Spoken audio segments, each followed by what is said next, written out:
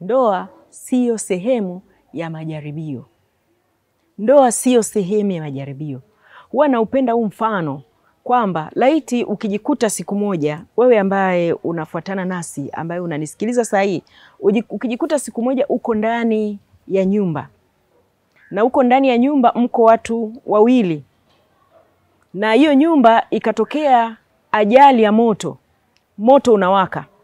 Na hiyo nyumba ambayo mpo ndani unawaka, ukaangalia ukaona kuna dirisha liko wazi, kuna mlango uko wazi. Dirisha liko hapo pembeni, mlango uko hapo pembeni.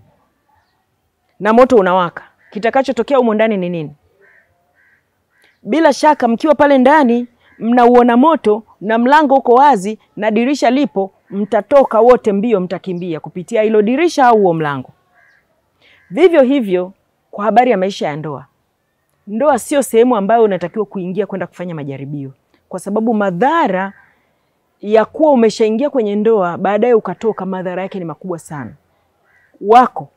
Watu wengi tu ambao walishaingia kwenye ndoa wakatoka na wana shuhuda nyingi za madhara makubwa yanayotokea kwao, kwa watoto wao, kwa uchumi na kwa kila mahali, kisaikolojia, kimwili, kiakili. Kuna madhara makubwa sana. Kuna madhara kwa wazazi, kuna madhara kwa ndugu, kuna madhara kwa imani yako unayoshiriki, kuna madhara kila upande, kuna madhara makubwa kwa taifa zima.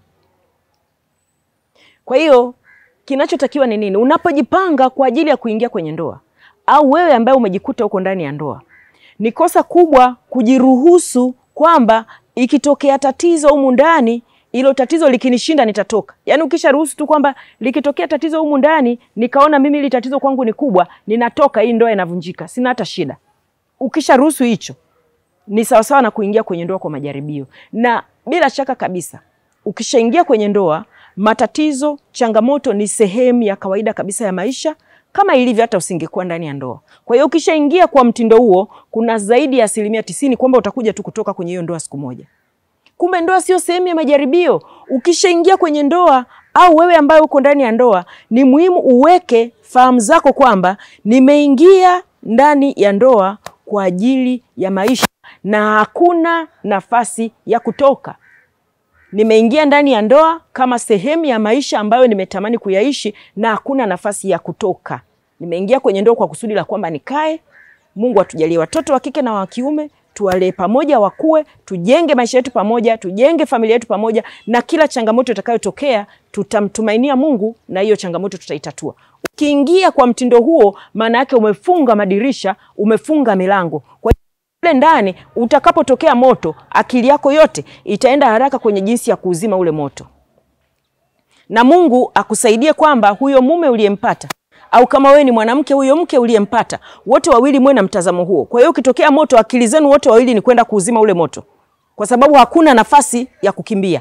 Kwa hiyo ni kwenda kuzima ule moto. Kwa wale ambao tunapenda kukifuata kitabu cha Mungu kinachoitwa Biblia, neno la Mungu kutoka ile kitabu cha Marko sura ya 10 mstari wa 7, wa 8 na wa 9. Neno la Mungu linasema, mtu atamwacha babaye na mamaye, naye ataambatana na mkewe, nao watakuwa mwili mmoja. Hata wamekuwa si wawili tena, bali mwili mmoja. Na alichokiunganisha Mungu, mwanadamu asikitenganishe. Kwa hiyo kwa habari ya ndoa, mnapoingia wawili mnakuwa mwili mmoja. Kwa mtazamo wa kwamba huo mwili mmoja ukoje? Katika kitabu hicho Biblia, ukienda kusoma kile kitabu cha Waefeso sura ya 5 ule mstari wa 23, anasema mume ni kichwa cha mkewe. Kumbe anaposema hao wawili watakuwa mwili mmoja, hawa wawili ni kwamba kuna kichwa na kiwiliwili. Kwa hiyo anaposema alichokiunganisha Mungu, mwanadamu asikitenganishe, inamaanisha kwamba habari ya kufikiria unaweza ukaingia ndani ya ndoa baadaye ukaivunja, ni habari ya kuzungumza kwamba mkishakuwa wawili ndani ya ndoa, unakwenda kukata kile kichwa, ndio kutenganishwa kwenyewe. Na ndio maana kuna madhara tu, hakuna usalama. Tena habari ya neno la Mungu inatuambia ni mpaka kifo kuwatenganisha. Kwa hiyo mnapotenganisha nyinyi wenyewe, kitu ambacho Mungu amesema alichokiunganisha Mungu mwanadamu asikitenganishe, mnaleta kifo. Na ndio maana watu wengi walioingia kwenye ndoa baadaye wakasambaratisha ndoa, uchumi unasambaratika, kila kitu kinasambaratika. Kumbe inakuwa ni kwamba kuna namna fulani kifo kimekuwa kimeandikwa, kimetokea kwa namna fulani pale ambapo watu wanaamua kutenganisha ndoa. Kwa hiyo niko hapa kukutia moyo. Wewe uliyemo ndani ya ndoa, kama ulikuwa na mawazo kwamba tuko humu ndani ya ndoa tuna familia, lakini ninaangalia tu, ninaangaza macho. Kikitokea tu kitu ambacho mimi kwangu naona ni kigumu, ninatoka. Unatakiwa ufute hiyo mindset. Ufute hiyo akili, uibadilishe akili yako. Kwa sababu ukibaki na akili hiyo, huo ni mlango ulio wazi kwamba changamoto yoyote itakuondoa humu ndani. Na uwe na hakika changamoto zitatokea tu. Hazitakosa kutokea. Na zitakapotokea, hata kama ni ndogo, hutauona ule udogo. Leo hii ukienda kuzungumza na maafisa ustawi wa jamii wilaya mbalimbali, watakwambia kuna kesi za wanawake, hasa wanawake nyakati hizi za kwetu, wanadai talaka, lakini hata afisa maendeleo ya jamii anaangalia kwamba afisa ustawi wa jamii anaangalia kwamba hizi changamoto mbona ni ndogo zinatatulika, lakini yeye anakuambia hizi ni kubwa kwangu, kwa mtazamo wangu, na siishi maisha ya mtu mwingine, naishi ya kwangu. Kwa hiyo hivi vitu inabidi kuwa navyo makini sana. Mimi nataka nikutie moyo kwamba ndoa sio sehemu ya kwenda kufanya majaribio. Uko ndani ya ndoa, ondoa habari ya kwamba kuna nafasi ya kutoka. Neema ya Mungu ikusaidie na mwenzako aondoe mawazo kwamba kuna nafasi ya kutoka, ili nyinyi wote wawili muwe pamoja siku zote kutatua changamoto zenu, kutafuta ufumbuzi na kutafuta ni jinsi gani mtaboresha maisha yenu na familia yenu, na mtaenda vizuri katikati ya familia yenu, ili kuendelea kujenga familia, kuwajenga watoto, kizazi kijacho waliolelewa na baba na mama kwa neema ya Mungu, waliolelewa waliokuwa na utimamu kisaikolojia, utimamu kiakili na utimamu kimwili, kutokana na jinsi ambavyo mmewalea, na waweze kuwa na mchango chanya katika jamii yetu na katika familia zetu na katika taifa letu, katika kanisa, katika msikiti na katika imani yoyote ambayo upo. Lakini wewe binti ambaye bado hujaingia kwenye ndoa, wewe kijana ambaye bado hujaingia kwenye ndoa, ni nafasi hii ya kujua kwamba unapotafakari kwamba nitakwenda kuingia kwenye ndoa, utengeneze mtazamo wako sawa sawa. Ili mtazamo wako umaanishe hivyo kwamba nitakapoingia kwenye ndoa sitaingia kwa majaribio. Nitakapoingia kwenye ndoa sitakuwa tayari kujiharibu mimi, kuharibu kizazi changu ambacho Mungu atanijalia, wala kuiharibu jamii. Nitakapoingia kwenye ndoa nitaingia na mtazamo mmoja kwamba ninakwenda kujenga familia itakayosimama na kuwa na mchango unaopendeza mbele za Mungu na mbele za wanadamu. Kwa hiyo futa kwamba naweza nikaingia kwenye ndoa na kukawa na nafasi ya kutoka. Funga madirisha kwamba nikiingia kwenye ndoa nitaingia moja kwa moja. Sasa unapoingia kwa mtindo huo, inamaanisha maandalizi yawe imara, yawe bora. Wewe binti unayenisikiliza, maandalizi yako yawe bora sana. Yawe bora sana. Kwa sababu unakwenda kuingia kwenye kitu ambacho hakina nafasi ya kutoka. Ili maandalizi yawe bora, usiache kuomba Mungu, cha kwanza, kwa bidii sana.